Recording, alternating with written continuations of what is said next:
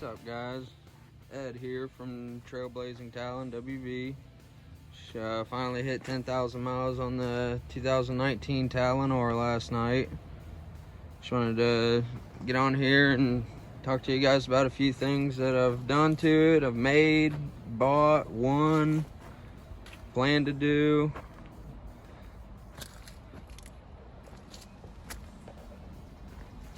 Sorry it's a little dirty. I've been daily driving it.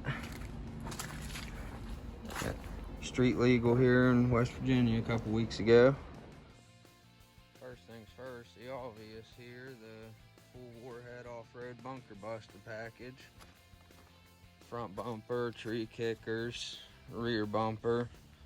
Got a couple different styles of each one. The Super ATV Black Ops 4,500 pound winch hooked up to the front. Thing's been a lifesaver a couple times. Super strong stuff. Nice, easy mount points. Solid.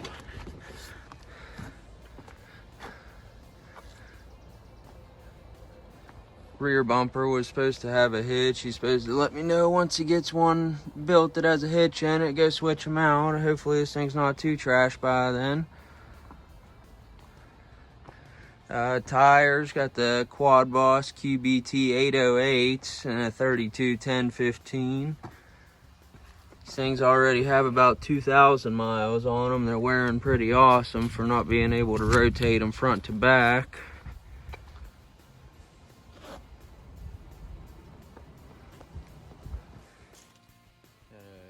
Set of Copen mirrors for the side, full rotate up and down, slap them off trees and they just fold in.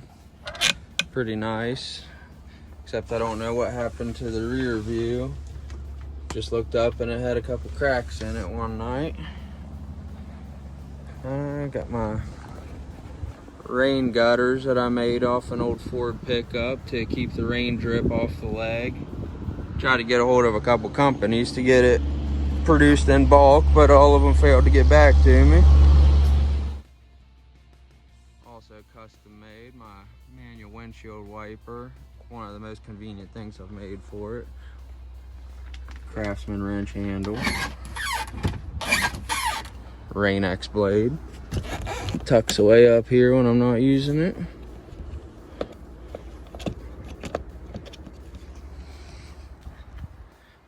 42-inch curved light bar on the top, bolted to the roof. I need to make some new mounts. They're a little wobbly. It shakes at night.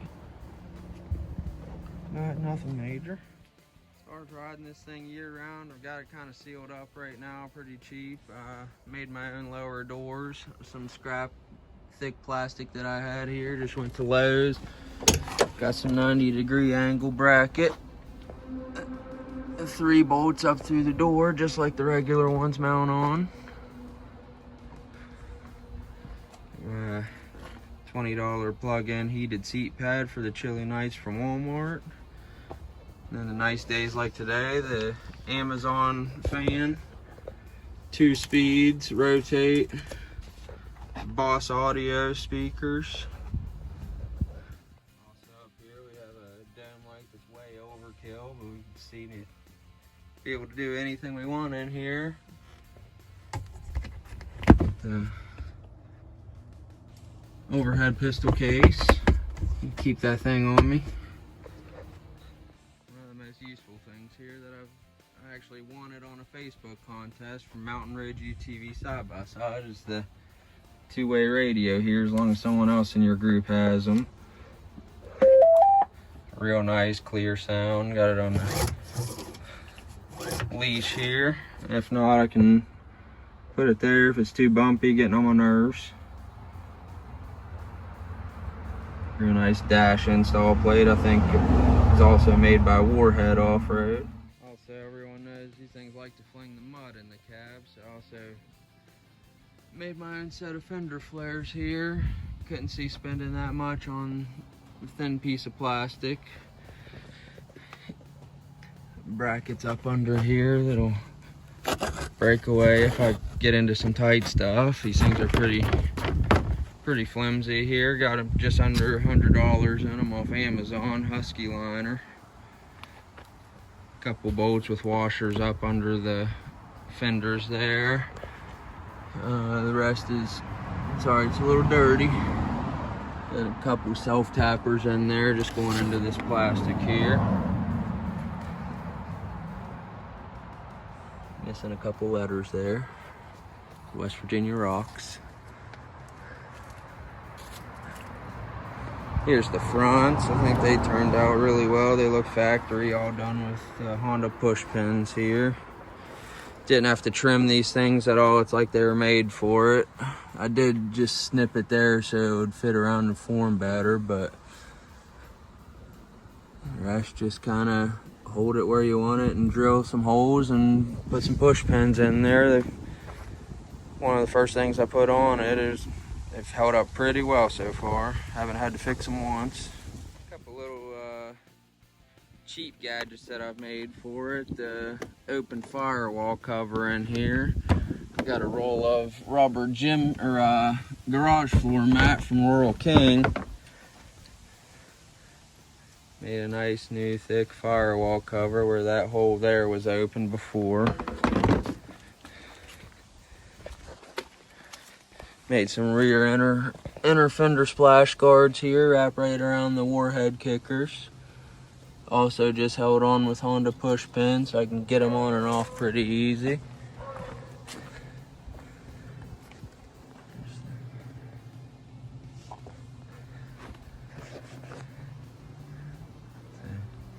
Filled in the gaps where the Super ATV rear windshield left open. Got all kind of use out of this mat. My favorite thing, I think, is my bed cover. Keeps all my tools and my chainsaw pretty clean and dry in here. This holds the back down from flapping.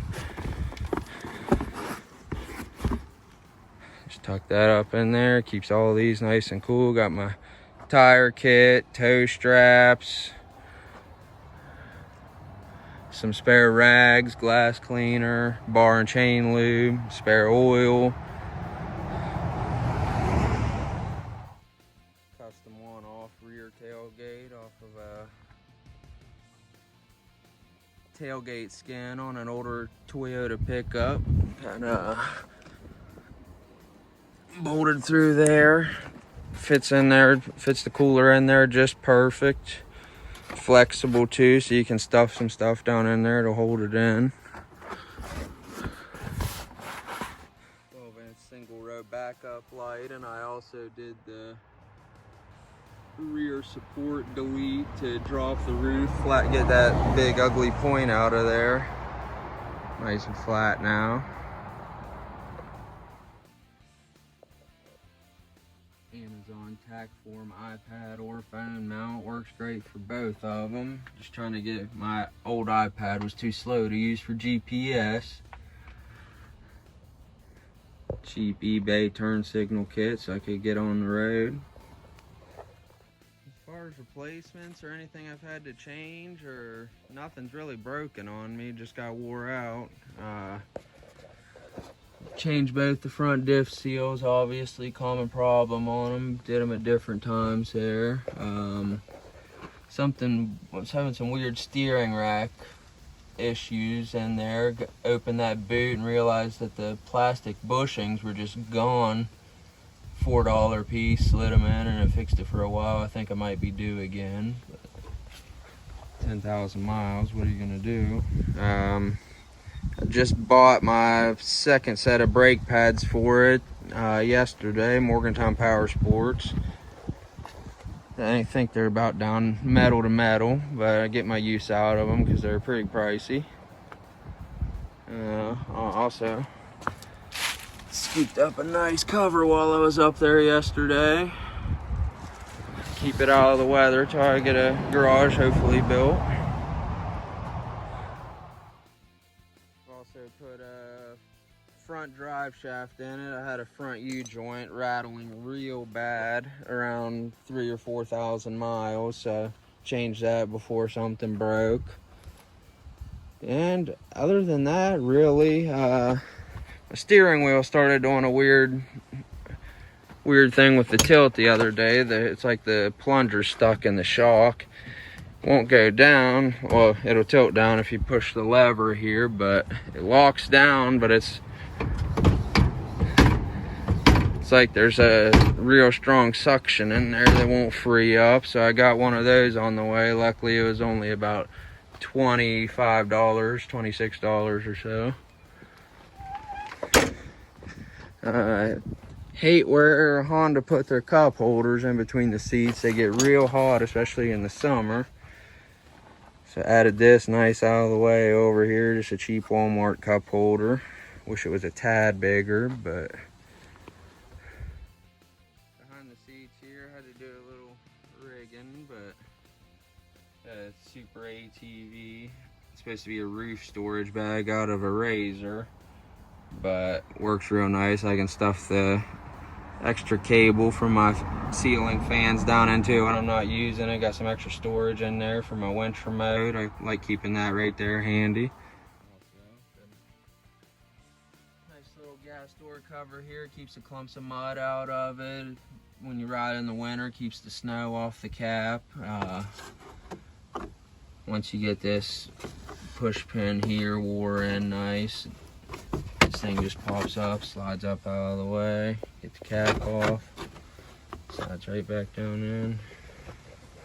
Made for free. It's almost time of the year to take my cheap window nets off here. These things really help a lot.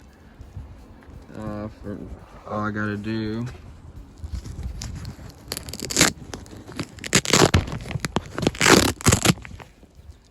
Velcro them all the way off there. So I keep my factory nets. I tied up there to seal it in even better. Like I said, we'll take those and probably the lower doors off for the summer, get some air flowing in there. The only real complaints about this thing is the airbox setup. As often as you have to change the air filter, I know there's a couple ways around it, either kind of cheap or expensive, particle separators. But yeah, I mean, I'm on air filter number who knows with 10,000 miles. I just kind of keep an eye on them, change them when I feel like I've been in a bunch of dusty stuff. I actually had one get frozen on me one time after riding in some snow, and it wouldn't run. I had to go get a new filter, and it ran just fine after that. The suspension could definitely be better, but there's plenty of companies and options you can do to change that. It's definitely on the list, along with a cage. Definitely a real thin factory cage on these things. Pretty noisy on the drive line and the suspension. I got a squeak coming out of, I think, probably the other A-arm. I've just changed this lower A-arm back bushing there. It went bad on me. It's completely gone, so I changed that.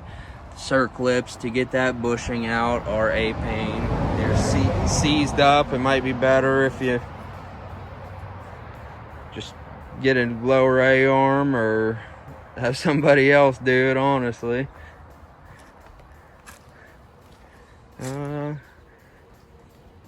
Yeah, whoever designed the circlips on these things really must not have had to work on them, because the front drive shaft clip where it goes in the diff there needed some kind of special kind of pliers or real small fingers and hands.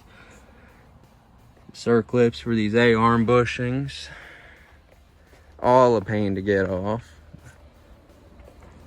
But gonna do a brake job here within the next couple days. That's real easy. One of the easiest brake pad changes I've done. I do have this seal leaks a little bit going into the sub trans here. It's been leaking on and off for a while. I kind of just, the fluid doesn't drop at all. I just kind of spray it, keep it clean. I'll change it here at some point. Yeah, like I said, overall, real happy with the decision to buy it. I've had it almost a year and a half now. November was a year of having it, so I've been really putting some miles on it.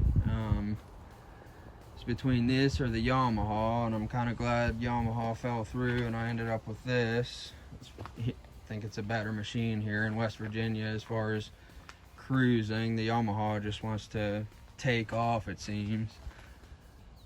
So yeah, definitely once this thing wears out, I'll either try to rebuild it or buy another one, maybe end up with a 4-seater next time for the dogs. They love riding in it. But shock's got a little wear there. Nothing crazy. I plan on sending those out to Weller as soon as I get some funds right here. Yeah, looking forward to maybe having 30,000 miles by the time it's paid off here in a couple of years. If you guys like watching, like, share, subscribe to the channel, Trailblazing Talon WV. Got a bunch of street legal videos, some more trail riding, gonna make some more trails, maybe a couple more trail cleanups here, but yeah.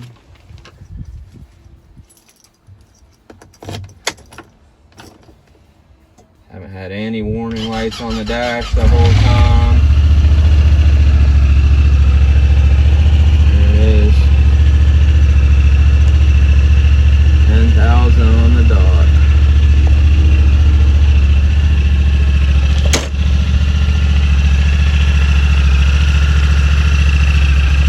Haven't been inside the motor, haven't changed any ball joints, all factory bearings.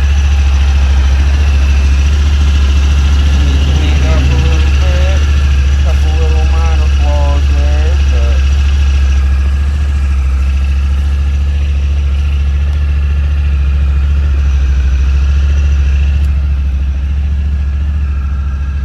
it's been a good one for sure.